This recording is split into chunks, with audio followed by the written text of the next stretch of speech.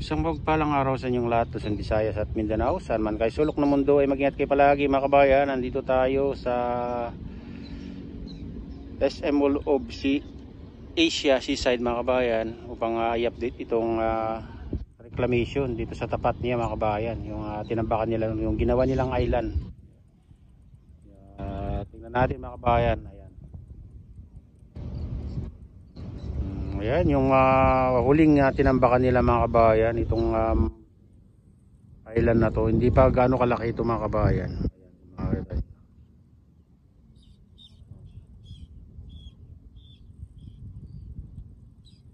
yung pang-apat na nakikita natin. Hindi natin alam kung mayroon pang dagdag dito maliban dito mga kabayan. Ayan. Kasi yan ang huling nakita natin na tinambakan nila. Parang ewan ko lang, parang nadagdagan dito banda sa dulo.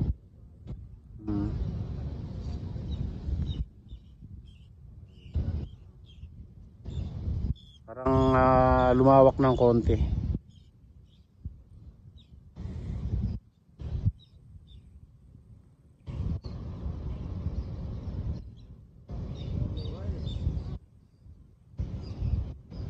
Kaya ang daming barko mga kabayan, pero hindi na katulad dati na talagang napakaraming barko dyan na naka-standby. Ngayon konti na lang mga kabayan yung nakikita natin o natatanaw natin dito.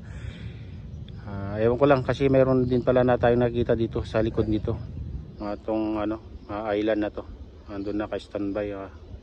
Doon pala sila marami mga kabayan dito. Natatakpan lang.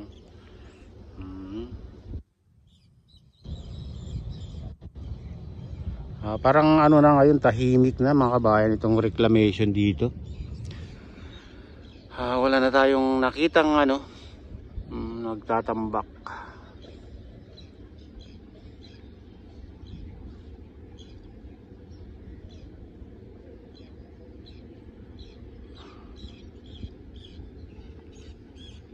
Yung mga nakikita na lang natin yung mga dredging vessel mga kabayan. Ayan. Ito.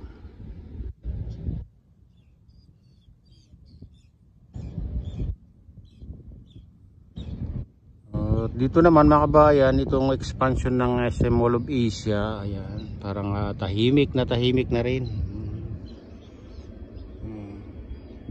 Parang talaga, tumigil na talaga. Ito expansion ng SM Mall of Asia, sinasabi nila ito mga kabayan.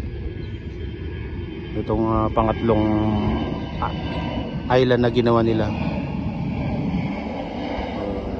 Puro na lang, naka-standby na lang yung mga dyan, mga dump truck, backhoe, crane. Ayan.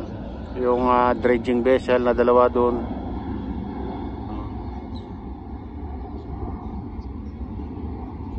Yun ang naka-standby ngayon mga kabayan.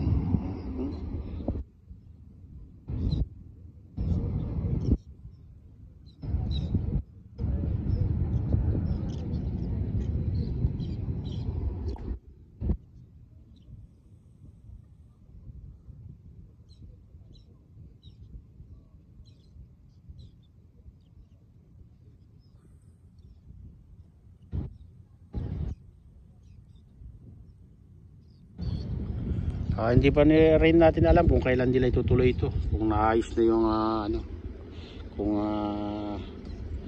naayos na yung problema o kung may problema man. Hindi pa natin alam mga kabayan kung kailan itutuloy ba o talagang ititigil na. Basta abang-abang lang tayo mga kabayan sa mga susunod na araw kung ititigil na ba itong reclamation o tutuloy pa. Kasi ang dami pang nakikita natin mga barko dito mga kabayan. Hindi naman talaga lahat ay umuupan. Nawala.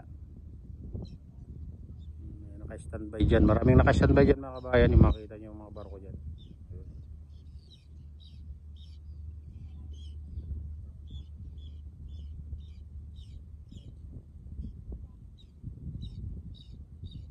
Lutay na lutay ngayon ng tubig dito sa seaside. SM Mall of Asia Seaside. Medyo malalim pala ito mga kabayan pag nagka-high tide. Oh. Ngayon low tide na eh. Ayan.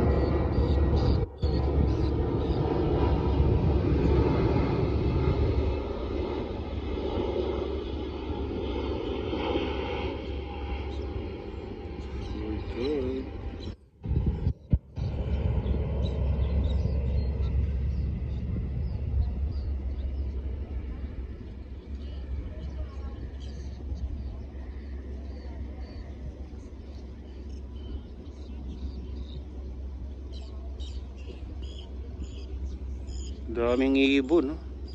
Makikita nyo yan, no? Maraming ibon, no?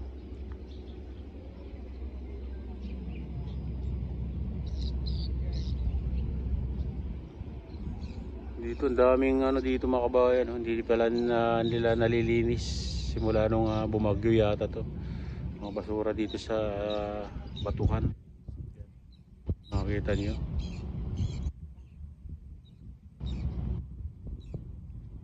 Siguro maraming ano dito, maraming isda kaya ang daming ibon, no? Maraming nakikita itong mga ibon.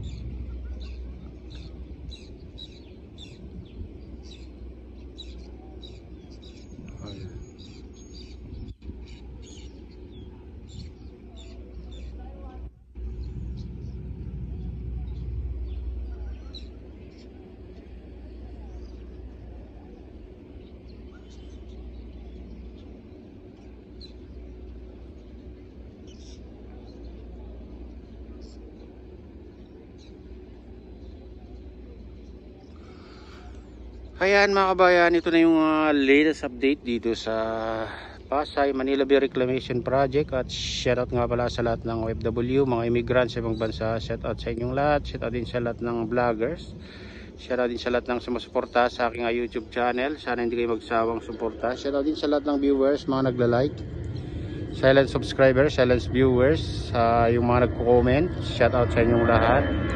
Shoutout din kay Kadeyop, kay Idol Alfred, kay Kuya Nick, kay Kuya Romy, kay Arman, ayan, Bagman, ayan.